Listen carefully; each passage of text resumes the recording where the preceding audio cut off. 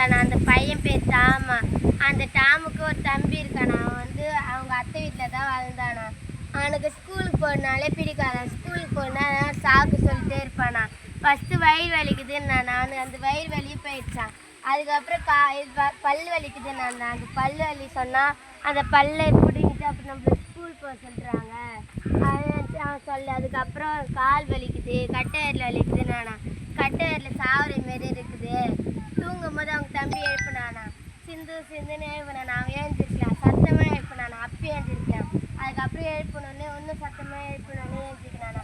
என்னடா ஆச்சு, ஏன்டா இது தூங்க போகிறேன் நேரத்தில் டிஸ்டர்ப் பண்ணுறேன்னானா.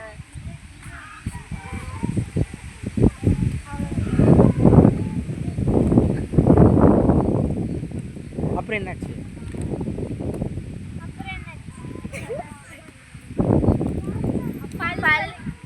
பல் வலிக்குதுன்னானா.